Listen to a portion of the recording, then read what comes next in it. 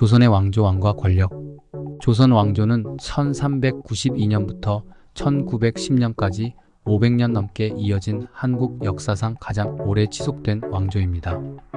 오늘 우리는 조선 왕조의 왕들과 그들이 가진 권력의 이야기를 살펴보겠습니다. 1. 조선 왕조의 창건과 태조 이성계. 조선 왕조의 시작은 1392년 고려 왕조의 마지막 왕인 공양왕을 폐위시키고 이성계가 조선을 창건하면서부터입니다. 이성계는 조선의 첫 번째 왕인 태조로 즉위하며 새로운 왕조의 기틀을 마련했습니다. 태조 이성계는 고려 말기의 혼란 속에서 군사적 능력과 정치적 재능을 발휘하여 권력을 잡았습니다. 그는 위화도 해군을 통해 군사적 우위를 확보하고 개혁을 통해 중앙 집권적 통치 체제를 확립했습니다. 태조는 한양을 수도로 정하고 경복궁을 건설하여 새로운 왕조의 상징으로 삼았습니다. 2. 세종대왕. 조선의 황금기. 조선의 4대 왕인 세종대왕은 조선 왕조의 황금기를 이끈 인물로 그의 통치 기간 동안 많은 문화적, 과학적 발전이 이루어졌습니다. 세종대왕은 한글 창제를 통해 백성들이 쉽게 읽고 쓸 수 있는 문자를 만들어 조선의 문해율을 높였습니다. 세종대왕은 또한 농업, 과학, 의학 등 다양한 분야에서 혁신을 이루었습니다. 그는 집현전을 설립하여 학문 연구를 장려하고 역법과 천문학, 의학서 등의 과학적 저서를 편찬하였습니다. 또한 백성들의 생활을 개선하기 위해 농사직설과 같은 농업 서적을 발간하였습니다. 세종대왕의 업적은 단순히 왕권의 강화를 넘어서 백성들의 삶의 질을 향상시키고 국가의 문화를 풍요롭게 만든 것이었습니다.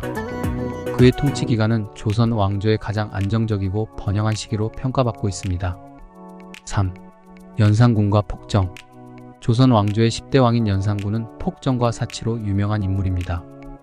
그는 왕위에 오른 후 권력을 남용하여 많은 사람들을 죽이고 백성들을 고통 속에 빠뜨렸습니다.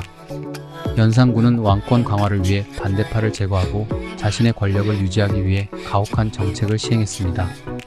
그는 사치를 일삼고 국가 재정을 낭비하여 민생을 어려움에 빠뜨렸습니다. 또한 언론 탄압과 사상 검열을 통해 자신의 권력을 유지하려 했습니다. 연산군의 폭정은 결국 반란을 초래하였고 그는 왕위에서 쫓겨나게 됩니다. 그의 폭정은 조선 왕조 역사에서 가장 어두운 시기로 남아 있습니다. 4. 중종과 인조. 왕권 회복과 안정. 연산군의 폭정 이후 왕위에 오른 중종은 조선을 안정시키고 왕권을 회복하는 데 주력했습니다. 중종은 연산군의 폭정을 반성하며 민생 안정을 위한 정책을 시행하였습니다.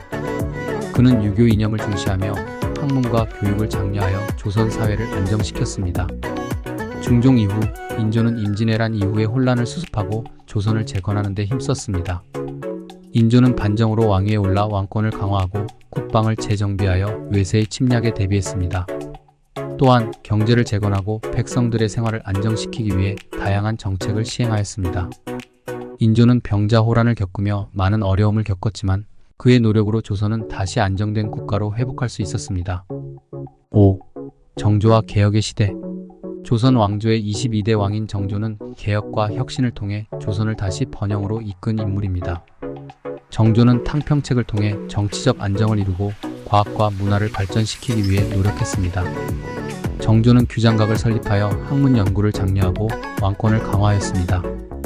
그는 백성들의 생활을 개선하기 위해 다양한 개혁을 시도하였으며 군사력을 강화하고 경제를 발전시키기 위해 노력했습니다. 또한 서울 출신 인재들을 등용하여 사회적 불평등을 해소하려 하였습니다. 정조의 통치 기간 동안 조선은 다시 한번 번영을 이루었으며 그의 개혁과 혁신은 이후 조선의 발전에 큰 영향을 미쳤습니다. 조선 왕조는 500년이 넘는 기간 동안 이어진 왕조로 많은 왕들과 그들의 권력이 역사를 만들었습니다. 그들은 각기 다른 방법으로 나라를 통치하며 조선을 발전시키고 때로는 어려움에 처하기도 했습니다. 우리는 이들의 이야기를 통해 역사를 배우고 앞으로 나아갈 방향을 생각해 볼 수 있습니다. 감사합니다.